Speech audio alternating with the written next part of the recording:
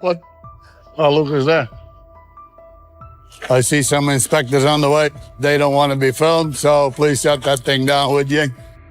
From dealing with water license issues to watching his rivals pull ahead with better gear, this is how Tony Beets found himself at the mercy of the U.S. government, while Parker Schnabel came out on top. Searching for gold in the Klondike is no walk in the park, especially when it feels like everything is working against you. Just look at Tony Beets, who had to stand by as his once mighty gold mining empire started slipping through his fingers. Inspectors were threatening to shut down his operation at the Indian River claim, all because his equipment and wash plants were outdated. Just when he thought he was about to have the season of his life, everything started unraveling. Now, Tony's left wondering if he'll ever see that golden payday again. What made it worse? Watching Parker Schnabel, his younger, sharp competitor, possibly having the best season of his career. Could this really be the fall of the so-called king of the Klondike? As Tony navigated one problem after another, it became clear this season might end in disaster. Trouble started when inspectors suddenly showed up at the Indian River claim with plans to shut everything down. After they left, Tony admitted he'd missed something in the water license.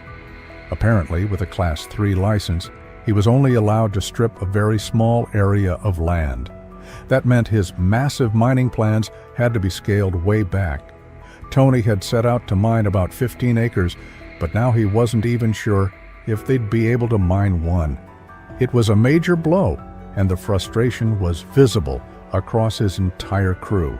Spirits dropped fast, and just when things couldn't get any worse, news hit that Parker, Tony's ambitious rival, was making impressive progress. With Parker's smart planning and newer methods, success seemed inevitable for his crew. It was a sharp contrast to Tony's old-school approach, and the results were starting to show. As if that wasn't enough, the Indian River claim started to flood. Suddenly, the crew had to put everything on hold to pump the water out. They were already behind, and now the delay threatened the whole operation. Tony knew it. Without the license, this season was going straight down the drain. To make things worse, they had to rewrite and resubmit a ton of paperwork just to try and keep things afloat. And on top of all that, Tony's biggest wash plant needed major repairs. It was just one thing after another, and each issue brought more stress and frustration. It's no surprise his entire team was feeling the weight of the setbacks. They were dealing with setback after setback. But at the end of the day, they knew they couldn't just sit around. It was time to get to work. Progress was slow, but eventually the wash plant roared back to life. For a brief moment, it felt like things were finally moving in the right direction. Unfortunately, that feeling didn't last long. Just as they were tackling yet another issue with their setup, they were hit with a major blow. The inspectors returned, delivering a harsh message. Without the proper water license, they had no choice but to shut things down again. That news crushed the team's already low morale. Despite all their effort, despite how hard they'd worked, it looked like they might never see the rewards of their labor. Faced with a tough decision, they figured their only real option was to return to Paradise Hill. That alone was a tough pill to swallow. The site had been inactive for a long time, and getting it back up and running was no easy task. It was going to take everything they had, not just to mine the ground, but to turn any kind of profit. Meanwhile, as they scrambled to get things moving at Paradise Hill, they couldn't help but glance over at Parker's operation. It was running like clockwork, smooth, efficient, and on track to hit record numbers. Watching that had to sting. While Parker seemed destined for one of his best seasons yet, Tony and his team were struggling just to stay afloat. But they had no choice. They had to press on. The biggest challenge they faced now was water management. Without a consistent water supply, their entire mining process was on the line. Still, they pushed forward, doing everything they could to work around the issue. The team held up under immense pressure, and stress, refusing to throw in the towel, and slowly but surely, they started seeing results. A couple 100 ounces a week wasn't the massive haul they'd hoped for, but it was something. It meant they weren't out of the game just yet.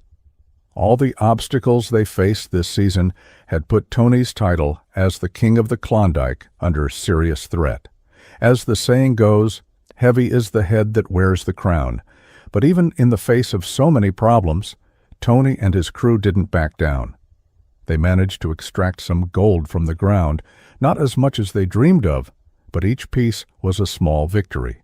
Each nugget was a reminder that they were still in the fight. It gave them a flicker of hope that maybe, just maybe, they could salvage something from this nightmare of a season.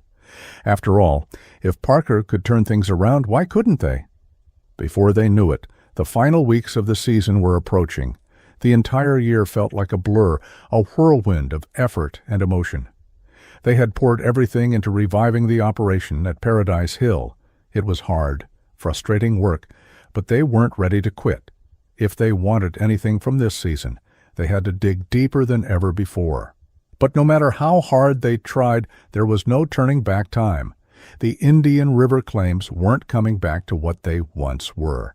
The challenges were simply too great, too overwhelming, and in the end, they fell short of the grand goals they'd set at the start of the season. Despite everything, Tony and his crew kept pushing forward, facing each challenge head-on. Sure, they'd had more successful seasons in the past, but everyone in this game knows you can't win every time. King of the Klondike or not, sometimes you just have to take the hits and keep moving. And for someone like Tony Beets, a man known for taking big risks, this season was another test. He had no choice but to figure out how to overcome the mountain of problems piling up on him and his team. The move to the Indian River claim hadn't solved anything. In fact, it only exposed more cracks in their plan. Tony made a decision. Everything had to be moved to Paradise Hill. All their equipment, all their iron, nothing was staying behind. They were going to give it their all, strip as much land as they could, and hope for the best. But hope doesn't always translate into results. The land was still flooded, and the old rusting wash plant they had to work with wasn't doing them any favors. They were losing money and burning through resources at a rate that couldn't be sustained. Then there was the water license issue, a massive setback. What was supposed to be a 15-acre mining plan got slashed down to just 1 acre. That kind of limitation crushed their chances from the start.